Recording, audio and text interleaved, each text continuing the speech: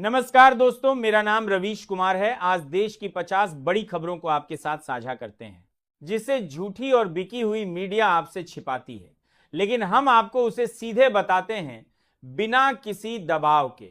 आज का दिन भारतीय राजनीति में एक और तूफानी दिन रहा। राहुल गांधी ने फिर से कोर्ट के चक्कर लगाए, माफी से इनकार किया और बीजेपी ने पूरे देश में उनका पुतला जलाया, काले झंडे दिखाए, गालियां दी, गद्दार, देशद्रोही। लेकिन सवाल यह है, क्या सच में राहुल गांधी गद्दार हैं या यह सब राजनीतिक बदले की आग है जो 12 साल से जल रही है? चलिए आज की पूरी कहानी मसाले के साथ सुनाते हैं। कल यानी 20 फरवरी को राहुल गांधी सुल्तानपुर कोर्ट में पेश हुए अमित शाह वाले मानहानि केस में। वहां भी उन्होंने साफ कहा, मैं माफी नहीं मांगूंगा। और आज 21 फरवरी 2026 को महाराष्ट्र के भिवंडी कोर्ट में फिर पेशी।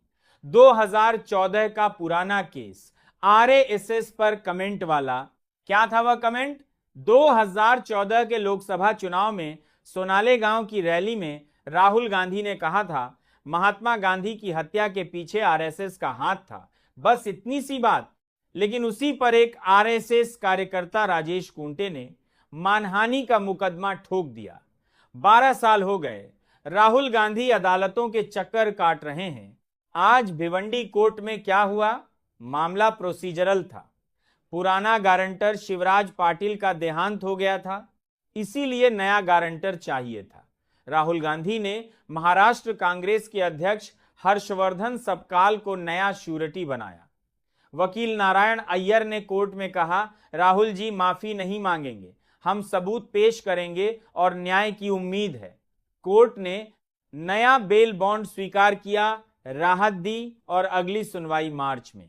राहुल गांधी बाहर आए, मुस्कुराए और फिर वही माफी का सवाल ही नहीं।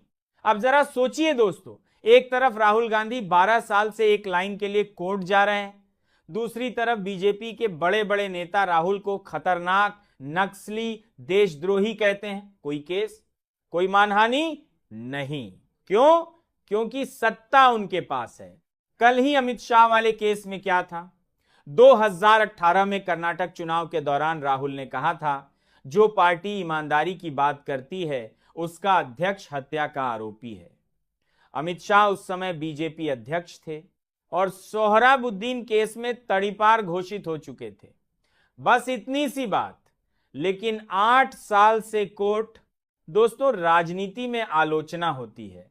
स्मृति ईरानी ने मनमोहन सिंह को चूड़ियां भेजी, राहुल गांधी को पप्पू कहा गया, लेकिन क्या किसी ने उन्हें गद्दार कहा और पुतला फूंका?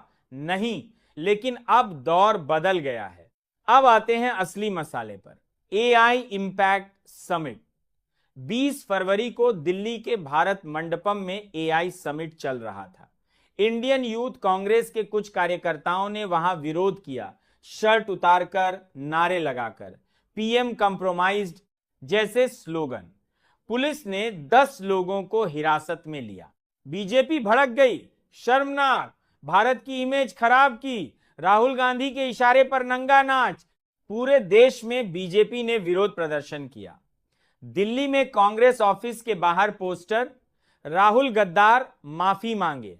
महाराष्ट्र, गुजरात, जम्मू कश्मीर, हर जगह राहुल के पुतले जलाए गए। राहुल जब मुंबई एयरपोर्ट से भिवंडी जा रहे थे तो रास्ते में काले झंडे, नारेबाजी, गाड़ी रोकने की कोशिश। लेकिन सवाल पूछता हूं, क्या एक विरोध प्रदर्शन से देश की इमेज खराब हो जाती है या यह सिर्फ बहाना है राहुल को टारगेट करने का? याद कीजिए किसान आंदोलन। 13 महीने तक दिल्ली की बॉर्डर पर किसान डटे रहे, 700 से ज्यादा किसानों की मौत। लाठीचार्ज, आंसू गैस, बिजली, पानी बंद। क्या किसी बीजेपी नेता ने जाकर बात की? नहीं। उल्टा कहा, नकली किसान, खालिस्तानी। लेकिन जब चुनाव आए तो तीनों कानून वापस, माफी मांगी। अब वही लोग कह रहे हैं विरोध करना है तो जंतर मंतर जाओ, रामलीला मैदान जाओ। लेकिन दोस्तों, जंतर मंतर पर अब क्या बचा है? 100 मीटर की जगह पक्की बैरिकेडिंग।